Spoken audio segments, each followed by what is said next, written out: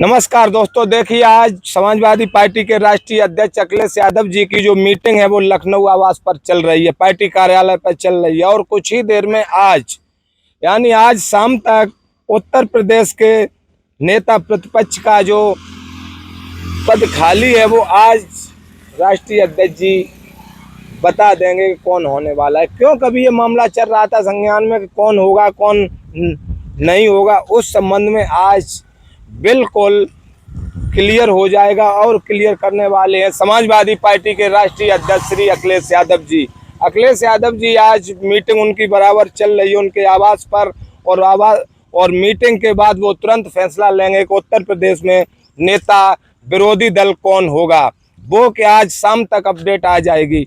और एक बात और मैं आपको बताना चाह रहे हैं, क्यों जो लखनऊ में अभी जो मीटिंग चल रही है समाजवादी पार्टी के राष्ट्रीय अध्यक्ष अखिलेश यादव जी जो अपने पार्टी कार्यालय पर कर रहे हो, वो शाम तक ये क्लियर हो जाएगा कि नेता विरोधी दल कौन होगा।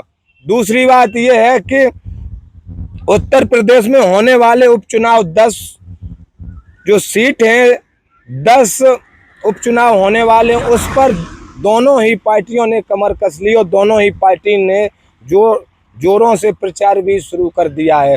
खासकर भारतीय जनता पार्टी को इस सर्वे जो हमने किया उसमें काफ़ी नुकसान दिखाई दे रहा है। खासकर उत्तर प्रदेश में होने वाले उपचुनाव की जो 10 सीटें हैं उसमें समाजवादी पार्टी काफ़ी आगे दिखाई दे रही है, क्योंकि हमने सीटों पर हम जाते रहते हैं। जो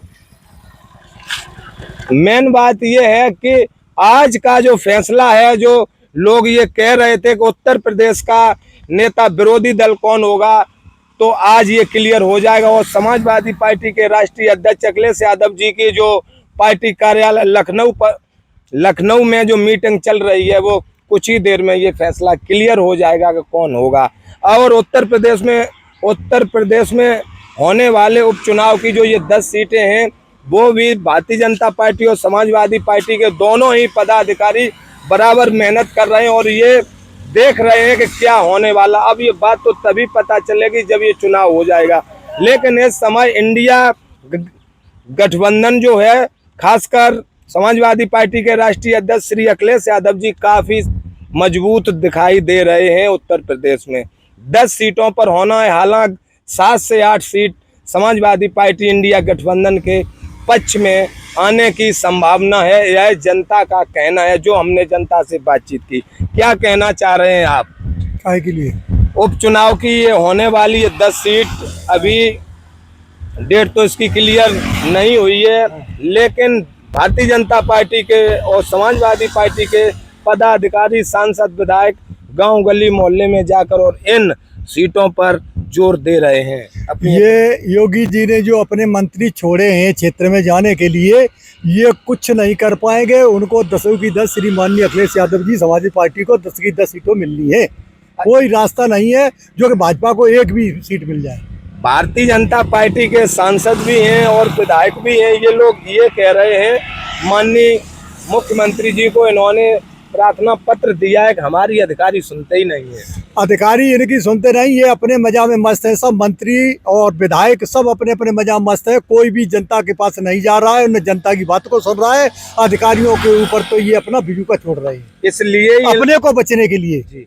इसलिए इन्होंने कहा था कि अब की बार 400 पार 239 के आसपास सिमट के रह गए हैं। और ये 10 सीटें माननीय अखिलेश यादव जी को जो है समाजवादी पार्टी को 10 की 10 सीटें मिल रही है गठबंधन को। जी। और हमने भी काफी इन सीटों पर जाके और सर्वे किया है, तो समाजवादी पार्टी का जो माहौल है वो काफी अच्छा दिखाई दे रहा है।